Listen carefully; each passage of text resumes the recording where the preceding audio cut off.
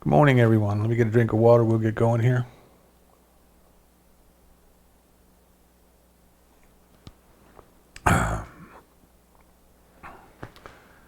This morning we're talking about struggle, resistance. The title is Resistance is Futile. And is there any fans of the newer Star Trek series, the ones where the Borgs became the villains? That was their slogan. Resistance is futile. There's no point in resisting. There's nothing that can be done. Surrender. But we want to take that out of the context of science fiction and out of the context of the struggles of the human race, and we want to bring it into our spiritual growth, into our spiritual experience. Right? Remember, that's what this is all about. That's what our spiritual practice is about. That's what our reading and studying and listening to talks is all about. It is about our personal spiritual growth. And many times people get involved in a religious teaching and the first thought is, well, how do I fix everybody out there? How do I change the world out there? There's so many people messed up out there. What can I do to change them? And we must remember it's about allowing ourselves to change, because we really don't have anything to give another until we've changed ourselves or allowed ourselves to be changed. It is an empty gift. It is the gift without a giver. As on the airlines, they tell you, put the oxygen mask on yourself first and then put it on the one next to you. Because if you don't put it on yourself and you pass out, you're no good to anybody else. The world is full of people who are trying to give what they don't have. And that's a phase, that's a stage, that's part of the process of growth. But that's not our intention, that's not our purpose. Our purpose is, as Gandhi said, to be the change we wish to see in this world, to become that change that we wish to see in this world. And in that practice, along that path, resistance is futile. Resistance serves no purpose. Resistance does not help, but rather hinders. And it does it for two reasons that we want to talk about today, two aspects of this discussion. And the first is the inevitableness of God. The inevitableness of God. What could possibly stand in the way of the omnipotent, the omniscient, the omnipresence of the universe? What could possibly stop in the way of God or stop God along the way? The inevitableness of God. And the second that we want to consider is that which we resist persists. I read somewhere once a teacher wrote, you cannot put someone in prison unless you are willing to go there and guard them. Right? You can't put someone in prison without going there yourself. You're keeping both of you are in prison. And by virtue of the fact that we resist, we kind of delay that growth, which can only come from surrender, which can only come from acceptance, which can only come from avoiding the distractions of the mind, the diversions of the mind, the intellect, the ego, and allowing our hearts to reveal that which is already there, So let's talk first about the inevitableness of the divine, kind of what is the flow of life? How is life moving things along, and what part do I play in that? And then we'll talk about how this sense of struggle arose and how we tend to stay stuck in it. And hopefully we'll come to the realization along the way that we want to let it go. We want to let it go. As long as we are willing to stay in the fight, we are in the fight. But when we realize that there's nothing to fight with or against other than that which comes from within us, you see, then we can let it go. Then we can let it go. The belief that all the problems are out there, you see, and wanting to do something out there rather than doing the one thing that will put an end to it forever. As long as we're stuck in that belief, we're stuck. We're stuck. And we wish to move forward. So this idea then of the inevitableness of God, the inevitableness of the divine purpose, if you want to call it that, the inevitableness of the flow of life, the evolution of life. It's quite fascinating if we really allow ourselves to go into it, to think about this. What is life anyway? What is this thing that we call life? We experience it every moment of the day. Even when we're asleep, we're experiencing it as sleep, as dreamless sleep, as dreams. Every breath we take, every drink of water, every bite of food, everything we see, we're experiencing it all the time, but we really don't stop to ponder, what is it? And is it my life? Is it our life? Or is it life with a capital L that is just moving along for its own purpose, right? I think this is something to really consider. Science can look at things and tell us how it works, how they work. But the purpose, the why, that's more in the realm of philosophy and spirituality. Why? So we can see that the unformed substance of the universe, the energy of the universe, somehow took form and became, not created out of nothing, but became. It became the stars and the planets. And it became the land and the ocean. If you go back to the book of Genesis and look at the creation story, right? It became the sun and the moon. The land and the water. The birds and the fishes and the animals. And it became us. It became creatures capable of self-awareness, capable of not only thinking, but being aware of our thought.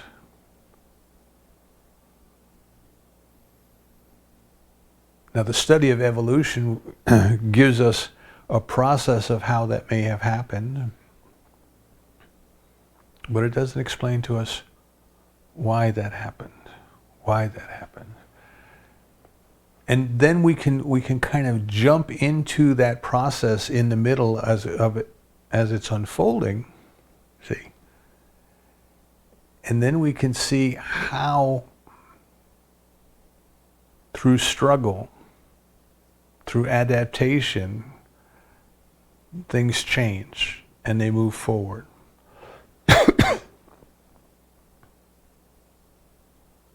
We can see in the evolution of plant life, in the evolution of the animal kingdom, we can see in these things how there's a competition and there's a struggle, and the one, as Darwin pointed out, the one that is the fittest, the one that is most capable of surviving, survives, and then the other one does not.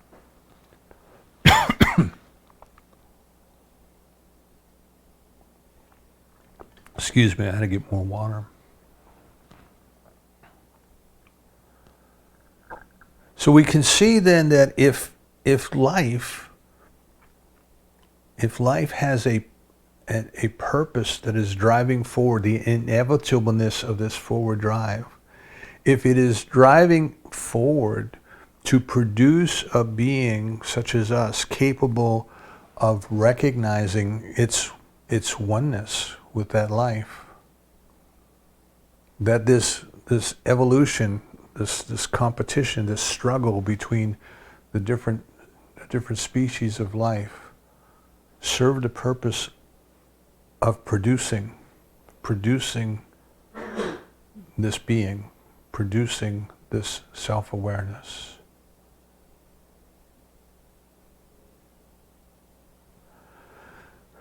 Now we want to consider at this point that there comes a time where that which got us to where we are, that which made us successful, if you want to consider it that way, can also hold us back. That there comes a time that we must transcend, that we must let go, we must release it. We can delay further progress by staying with it. I gave you the example a few weeks ago of Buddhism and the raft. We perceive ourselves to be on one shore and we want to go to the other, and we have to have a raft to get us across. But once we get there, it would be silly to carry that raft around on our back and continue our journey and tell everybody, look at my wonderful raft. It served its purpose. It's time to let it go. And what I'm suggesting today is that this idea of struggle, this idea of resistance, is one of those things that has served its purpose. It has gotten us to this point of self-awareness. But by continuing to resist, by continuing to engage in the struggle, we are delaying that which is inevitable. That which is inevitable, the further progress of life, the further progress of life.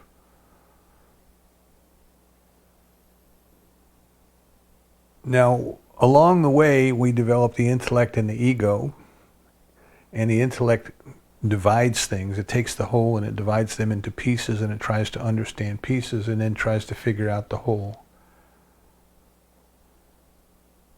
And the ego is, in my way of thinking, this collection of opinions that we hold about who we are and the way things ought to be. But it's created by the intellect. It is created out of an idea of division, not out of an idea of unity, not out of an idea of oneness. See, that's kind of the spiritual part of us, the soul part of us, that knows that we are part of that one life that has created all of this multiplicity and diversity out of itself. But it is moving forward, and it is moving forward, and where we as human beings are is not the end of that forward movement. In fact, you could say that we are at the very beginning of that phase of the evolution of the soul that required self-awareness to begin. We're just beginning. We're just starting on this journey. I mean, think of how many billions of years the universe has been here, how many billions of years this planet has been here, how life has been slowly moving forward. It just appears in the oceans as single-celled animals, and comes onto the land as plants, and into the sea as fishes and animals, and over billions and billions and billions of years, to the point where it developed a creature such as us capable of self-awareness. And we, in that evolutionary scale of billions and billions of years, we're only just beginning. We are only just beginning in that phase of being capable of realizing intellectually and then understanding through experience that we are part of that life. And that life is moving forward so that as we go through this human phase, this egotistical phase of I versus you and struggle and all of those things, that too shall pass and we will move into a different experience, into the next level of experience. And life will do this whether you and I or the human race as a whole goes along with it. Someone asked Dr. Holmes when the atomic bomb was invented, they asked Dr. Holmes, they said, are you optimistic now? The human race has developed a weapon that could destroy the entire human race. You're kind of a cheerful fellow. What do you have to say about that? Excuse me, I need more water. And he said, yes, he says, that is possible. The human race could destroy the human race. That's entirely possible. He says, but that wouldn't change the flow of life. It would just find a new place and find a new form and find a new way. And it would continue to press on because the inevitableness of the divine is that its purpose of creation is for this discovery of the big self, the divine self. But first we have to pass through the little self. And in this little self, in this egotistical, that's what I call the egotistical self, in this view of the self, in this view of the world, we still bring the memories of struggle with us. And in fact, we design our lives. We design the life that we lead here very much based on the belief that the struggle is good because the struggle served a purpose to get us where we are today. And we become sort of addicted to the struggle. So the inevitableness of God is that life is unfolding and it is moving us forward and it has brought us to the point of self-awareness, but there is another point beyond that, which is the awareness of unity, the experience of unity, the experience of oneness, the experience of cooperation and collaboration. And in order to get there, we have to release the struggle. We have to release the struggle.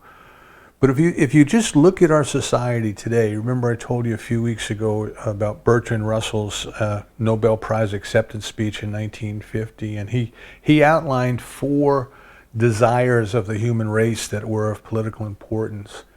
And he said some of the characteristics of them were that they could never be satisfied. There would always be more. So he gave an example that he called acquisitiveness, which I would just call greed. And it's not only having stuff, but it's controlling stuff. And it's not only controlling stuff for your own benefit, but it's kind of controlling stuff in a manner that prevents your opponent from having it. And that leads into his next motivation, which was rivalry. Rivalry. Not only do we believe in the need of competition, people will say, well, competition brings out the best in us. Does it really? It may bring out better. I mean, we may get better results than we would have if we didn't have competition. If you think in terms of sales quotas and things like that, people strive to win, gets better results for the company. But does it really make us better people? Does it really make us the best people that we can be? But our culture is stuck in that belief. And we set things up so they have to be that way. We set compensation systems up in businesses so that the one who struggles the best wins. We set up business so the one that crushes its rivals the best rises to the top. And this is why we only get 1 or 2 companies in every field that rise to the top after they've crushed and bought out and assimilated all of their opponents. They won. They're at the top. So human beings have set up a system that continues to reinforce the necessity of this struggle. And we're going to have to let that go to move beyond it. Now, we can look out there and say, well, when is society going to let that go? And that's the wrong question. The question is, when am I going to let it go? If I haven't already, when am I going to let it go? When am I going to step out of this belief in the necessity of struggle? So life will move forward. Life will move forward past this stage that the human race currently finds itself in. It will move forward until it has created an expression of itself that begins to experience the unity, that begins to experience the oneness. You know, we come from the bliss, we live in the bliss, we return to the bliss, is the way the Hindu mystics would say it. We come from the unity, and we are here living in the unity, but we do not see it. This is why they say, you know, this is an illusion. An illusion is when you look at something and you see something else. You know. And Lori and I were at a conference in San Diego many years ago, and a big aircraft carrier was moored at a dock right across from the hotel. We're at the convention center, and Coronado Island was right across the way, and they had the carrier moored there. And it was heading out to sea. And it took hours to clear the harbor and to slowly move this ship out. And they had scuba divers swimming around, and they had robots swimming around, making sure there was nothing, no obstacles, and all sorts of things like that. And it went out, the harbor went out to sea. And later that evening, after the meetings were over, we drove up to a point. I can't remember the point, but you go up this long hill, and there's a big lighthouse up there. And as we got up there, you could see out on the horizon, out on the distance, what looked like a fishing boat, a fishing trawler. But if you looked hard, it was the aircraft carrier. And the shades of gray that they had painted on the carrier were slightly different. So from a distance and against the horizon, you were looking at the aircraft carrier, but it looked like a fishing boat. It was an illusion. See? We were looking at the aircraft carrier, but we were seeing the fishing boat. So we look at this life that we are in, and we see separateness. We see struggle. We see strife. And that is not what's really there.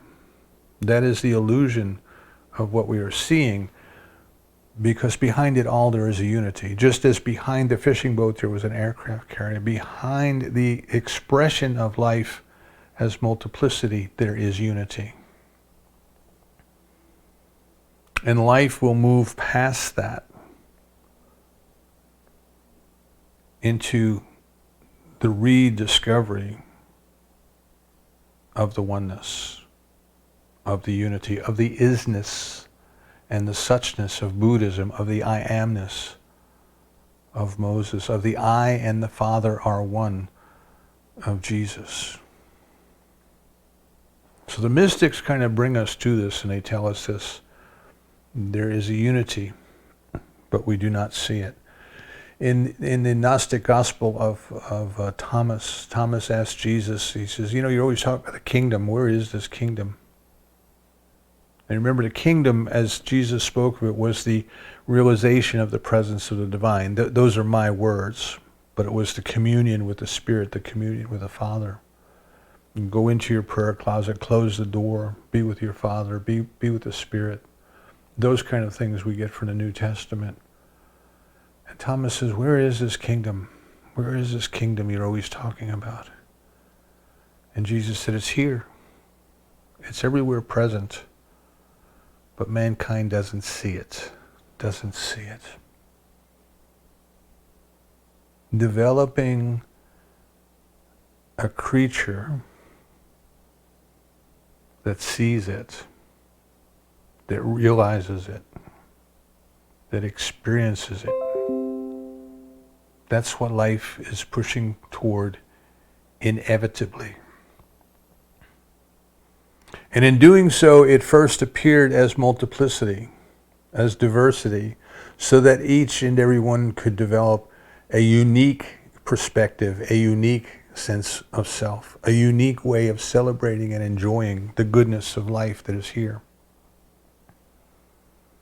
And at some point we must come together and understand and realize that we are the one expressing itself uniquely.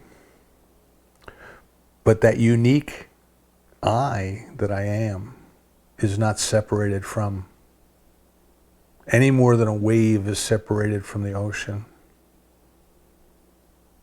That I, see, that I that I thought I was, is a persona, is a character. It too shall pass, it too shall pass. Because the inevitableness of the divine is moving things forward, and for a time, this appearance of separateness and multiplicity and struggle and strife all serve the purpose of moving life forward. That's the inevitableness of the divine. That's the inevitableness of God.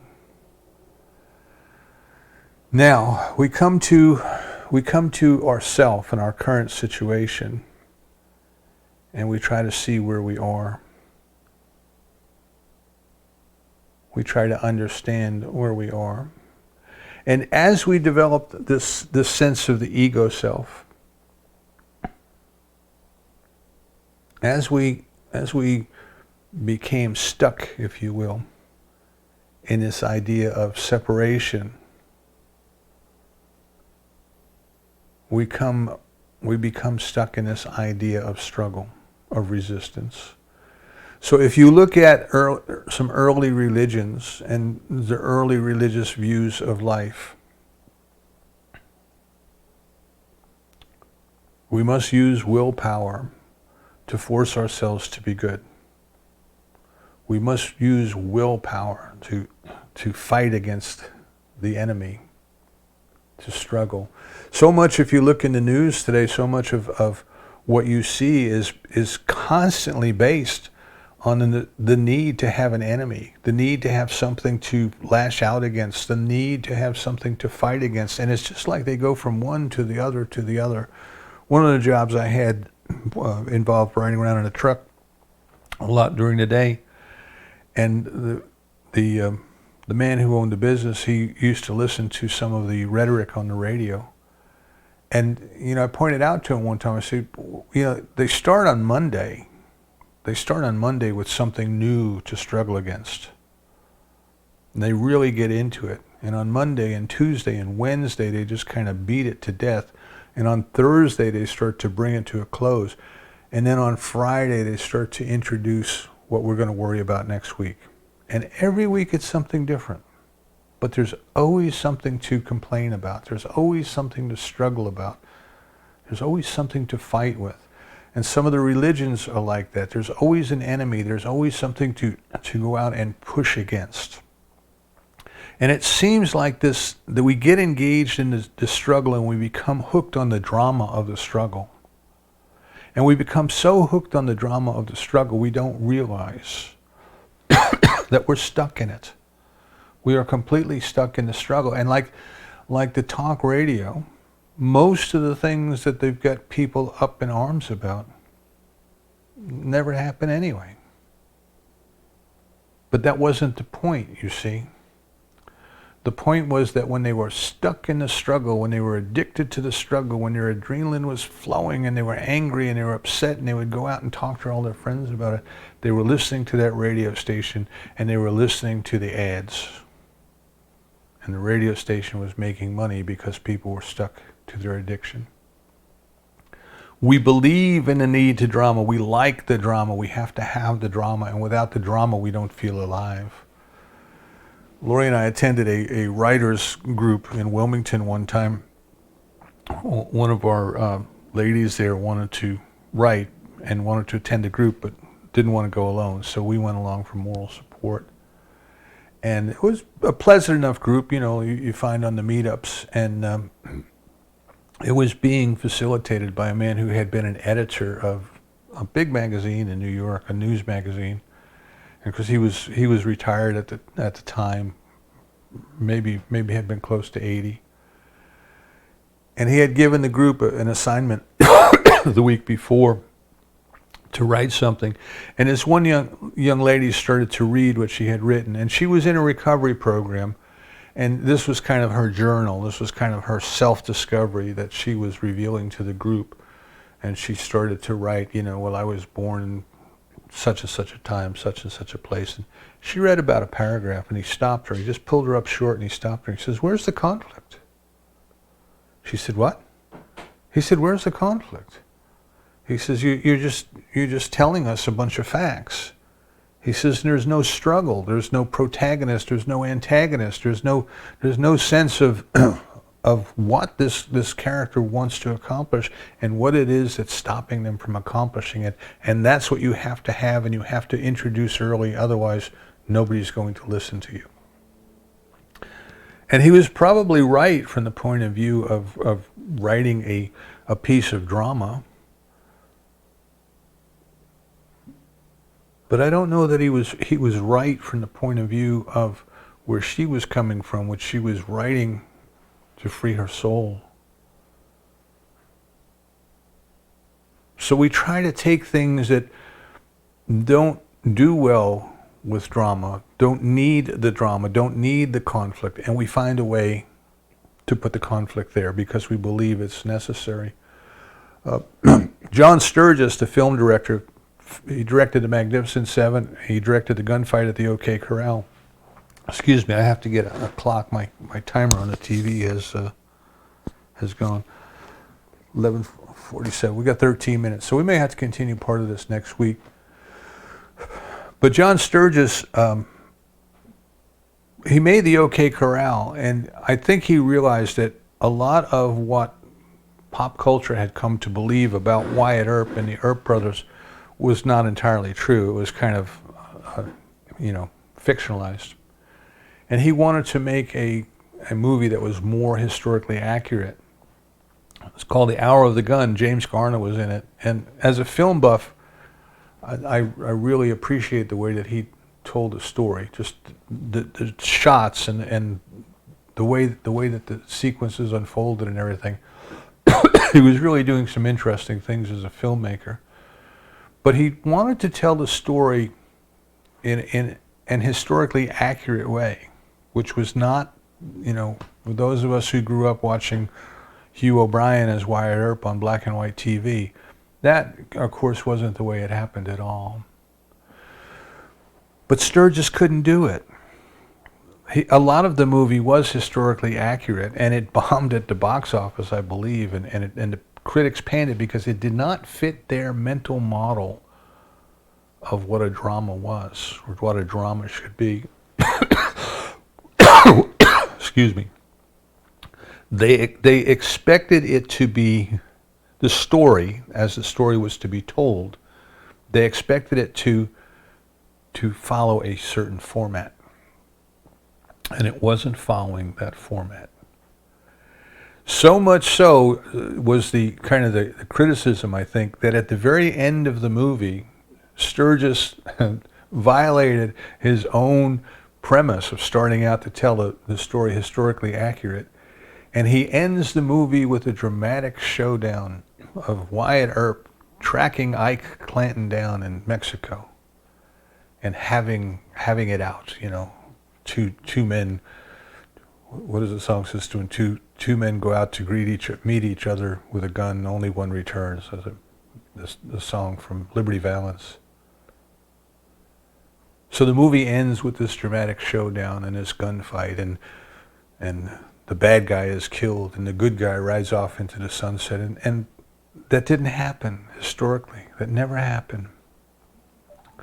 But my point here is that the audience is so invested in the need for struggle, in the belief that the struggle is there. Excuse me. And it's good and it serves a purpose, that he couldn't tell the story the way it actually ended. So we create struggle where struggle does not need to be, because we believe that the struggle is helping us to move forward. But in fact, that which we resist persists.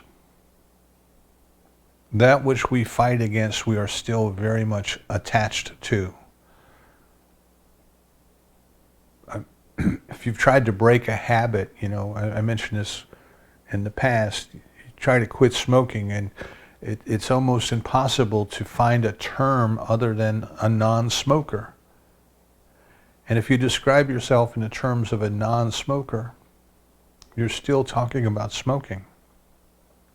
You're still stuck in the struggle. I'm still struggling with that because I'm a non-smoker.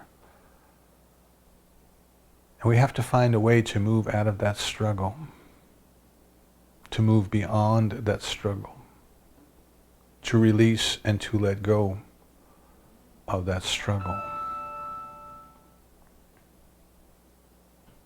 So traditional religions then give us all of these rules and regulations which in turn come down to resistance.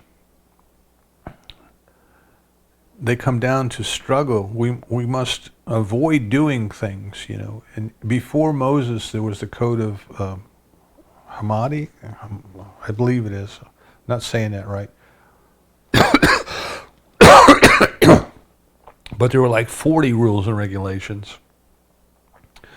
10 Commandments pared them down to 10. And here's an interesting thing to consider in the story of the 10 Commandments.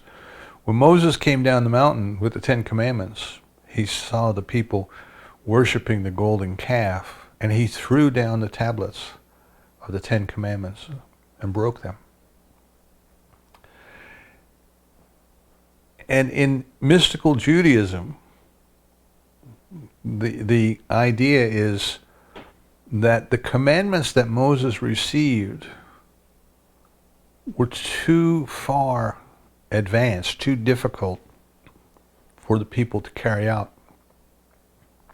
And when he saw them dancing and worshiping the golden calf, he realized that, and he threw them down and broke them. And then came up with 10 simpler commandments. Don't steal.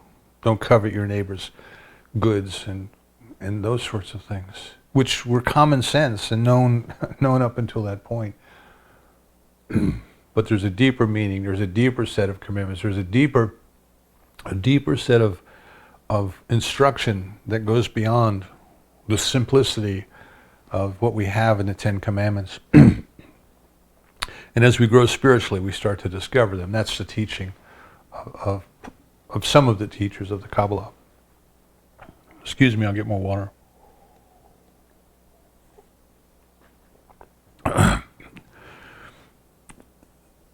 So what we find is that when we first start to come into this idea of a spiritual nature and of spiritual growth, because our culture is biased towards struggle, the way to enter our growth is also set up as a struggle.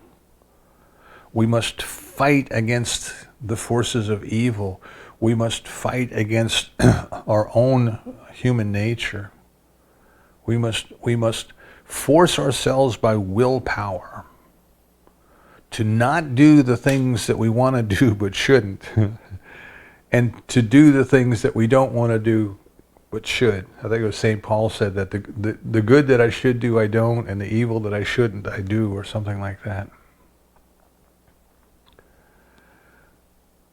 We have to make up our minds. We have to scrunch up our eyes. We have to double our fist. We have to set our resolve, and we have to make ourselves first not be bad, and second to be good.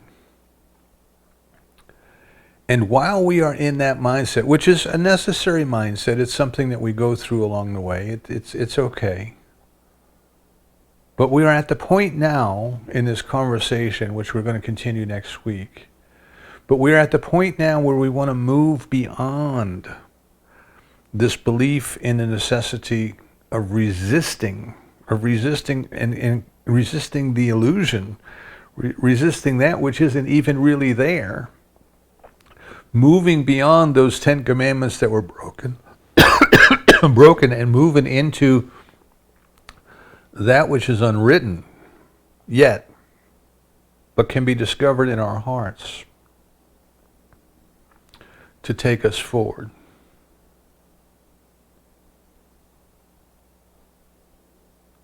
I used to work with a man who had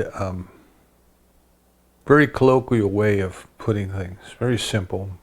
You know, he could look at a very complex situation and he could bring it down to one very simple line. And I think the topic was government spending at the time. And people were going on and on about whether the government should borrow money to do this, that, or the other thing, and balance the budget, and all these different political cries. And he just looked at everybody. He says, well, he says, as far as I know, he says, it's really impossible to borrow yourself out of debt. You know, he just could bring it down to that which is very simple. We cannot struggle our way to peace. We cannot be angry to find love. We cannot resist our own nature, which is goodness, which is love, which is peace, which is the very presence of God as us. We cannot fight against it and discover it both at the same time.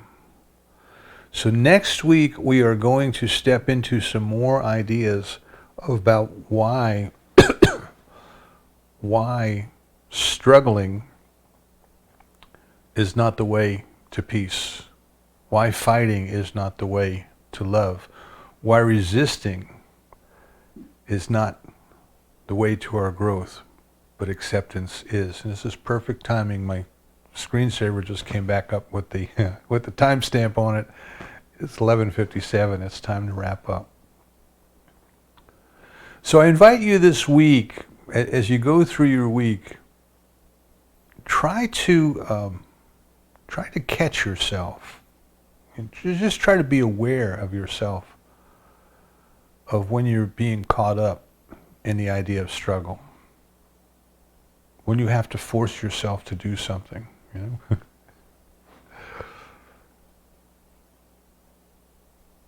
When's the last time you forced yourself to sit down and eat a bowl of ice cream? Oh, gee, I gotta finish that whole bowl of ice cream. I don't wanna. See? If you want to do it, you don't force yourself to do it. What is it you feel you're struggling with, or you need to struggle with, or you ought to struggle with? Just be aware of that. Just be aware of that as we go through this week. And next week we will talk about acceptance. And so it is. So let's bring this to a close then today. Let's bring this treatment, which is our intention, into the law today, into our acceptance of ourselves, of each other, and of love. There is only one life, and we call it God. And it knows and it experiences the unity, which is love, of each and every part of itself. It knows us as itself. It loves us as itself. It wishes for us only that which it could wish for itself. The rain falls on the just and the unjust alike. It plays no favorites. It loves us all. And first we accept our own place in this flow of life. We recognize ourselves as a part of that perfect whole that is moving forward into the experience of oneness. And second, we release and let go of every and any idea of separation, of otherness. Dr. Holmes says, I am not my brother's keeper, I am my brother. We recognize each and every other person as a beautiful expression of God. Buddhism teaches us to love one another as a mother would love her only child. And that one another includes everyone, even those we would call enemies, even those who would do us harm. Today we dissolve all ideas of separation, all barriers, all mental concepts that keep us from seeing that which is already here. God's love, God's peace, God's joy.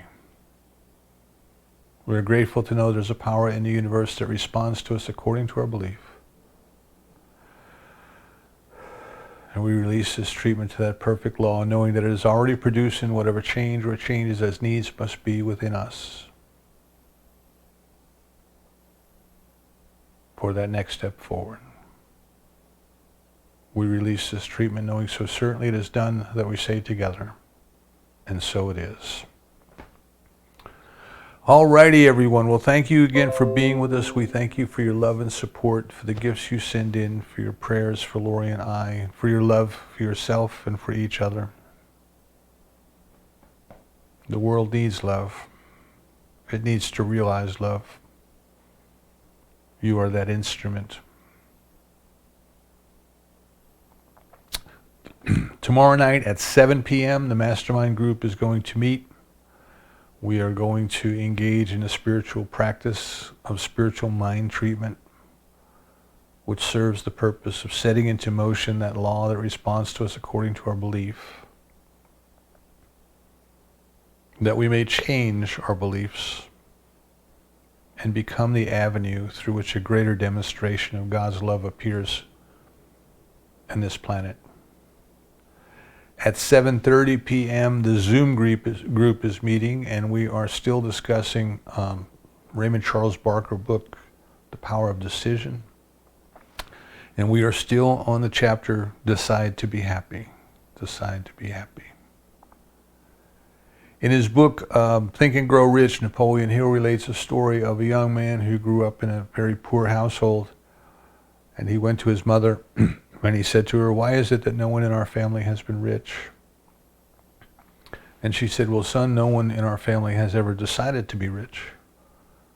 And according to the way Napoleon Hill tells the story, the young man made that decision on the spot, that he was going to be the one in the family to break the mold, and he did. Abraham Lincoln said that his observation is that most people are just about as happy as they've made up their minds to be. Decide to be happy. Decide to be happy. Join us. Get a copy of Raymond Charles Barker book. Read up through that chapter. It's only chapter 4.